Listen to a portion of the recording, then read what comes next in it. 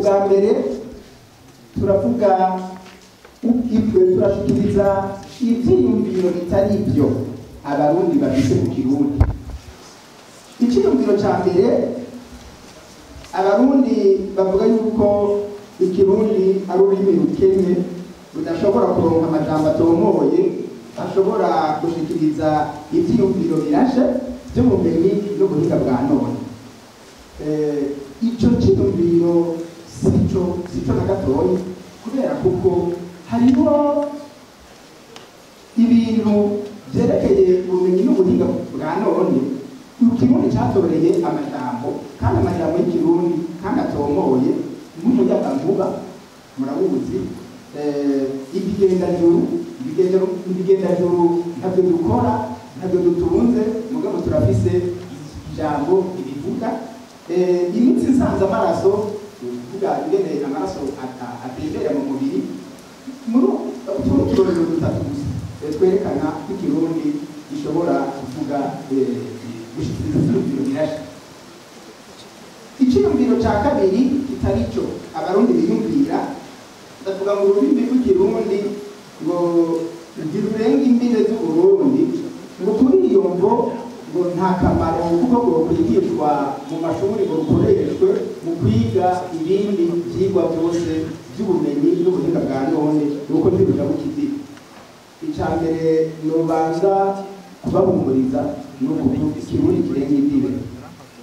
Ikirundi kirumvikana mu Burundi citwa Ikirundi, kikumvikana mu Rwanda citwa Ikinyarwanda, kikumvikana muri Kongo citwa Ikirundi canke Ikinyamurenge, kikumvikana muri Tanzania citwa Igiha, Igishuri canke Igihangaza, kikumvikana i Buganda citwa Igifumbira, kirumvikana no muri Amerika no mu Bwongereza no mu Budagi, ahantu hose hari Abarundi. Hanyuma n'amaradiyo mpuzamakungu aratangaza mu Kirundi ukabyumva. Bisigura ko Ikirundi nikizirikiye ngaha gusa. Hanyuma niba kutarenga imbibe yoba ari yongo yuko kitokoreshwa mu nyigisho, aho tuba twihenze cyane, kuko ibihugu byose byateye imbere byigisha mu ndimi zabo kandi zitarenga imbibe z'ico gihugu. Dufatira ku Buyapani, igihugu ca Korea, igihugu ca Turkiya, igihugu ca Denmark, ibihugu vya Norvege, byo muri Indonesia, Ubutaliyano, Suède n'ibindi bihugu. Nta gihugu na kimwe cyateye imbere cigisha abana baco ubumenyi n'ubuhinga butandukanye mu ndimi z'ikinyamahanga. Ni hamwe usanga wiga utumva ugafata ku mutwe gusa, ariko utiyumvira ibyo uri kwiga. Icyiyumviro cya gatatu kitari cyo, nuko bibaza ko Ikirundi coba ururimi rwo kuvuga gusa, mugabo udashobora gukoreshwa mu nyandiko cyangwa utabereye gukoreshwa mu nyandiko. Ndabaha akarero gasanzwe mu manza z'iwacu mu miryango. Izo manza tuzitegura mu Kirundi, tugahanahana ivyiyumviro mu Kirundi, hakaba n'umugwi utegura imanza mu Kirundi, ariko hageze gusohora icegeranyo kaza mu Gifaransa. Hageze kuzana kwandika ubutumire, ikarata y'ubutumire ikandikwa mu Gifaransa, kandi abazita urwo rubanza bose bazoba ari Abarundi, amajambo yose azoba mu Kirundi.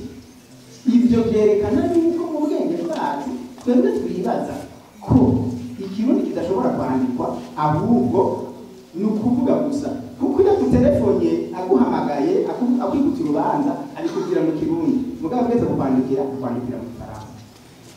Abantu bose batangaza ibikorwa byabo bitandukanye ku mabarabara, naho atabazi Igifaransa arigora akandika yuko afise ubuhinga bwo kumwa umushatsi akabyandika mu Gifaransa, kandi icyo karacyandika mu Gifaransa muri ko muratugana.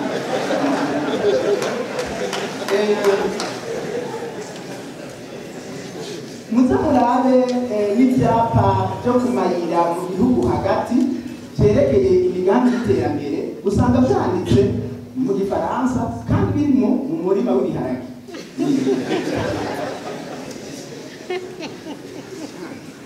Icyiyumviro cya kane kitari cyo, ni ukuyumvira yuko Ikirundi kitokoreshwa mu butohoji, hatawo kwandika icegeranyo cy'ubutohoji mu Kirundi. ariko ibyo byarabeshujwe. Uwa mbere yabibeshuje Patiri Jean Baptiste Ntahokaja, ubutohoji bwiwe ngira ngo nk'ibice 70% bwanditse mu Kirundi. Patiri Pierre Nkamira yatangije kwandika ibitabo by'umutsindo mu Kirundi mbere kazinduzi, hanyuma yahavuye yakirwa mu nyuma na Ferdinand Mbiramihigo. Nibaza yuko ibitabo by'umutsindo biba byaramaze gusohoka byerekeye kazinduzi birenga 20.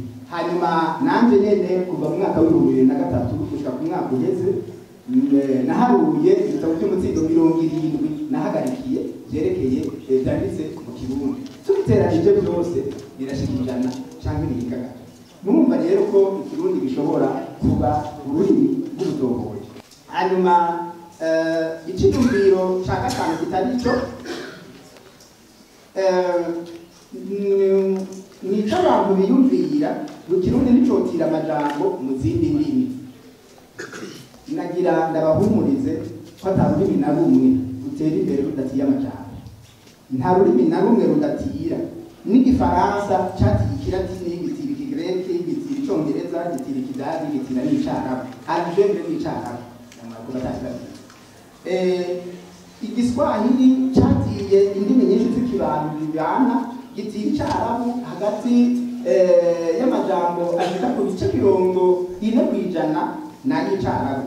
Mbere amwe yahavuye ati wacu mu Kirundi yavuye mu Cyarabu aciye mu Giswahili.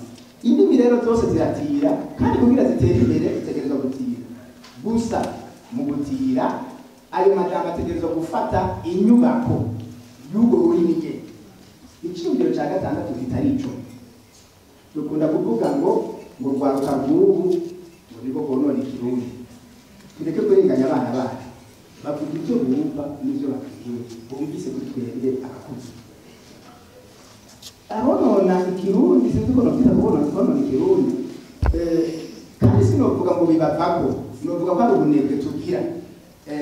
Ni twebwe nyene abakuze turiko tuvuga Kirundi kutariko cyane kuko tutacitaho kumenya ingene abakera bavuga cyane ingene basigura ibintu n'ibintu.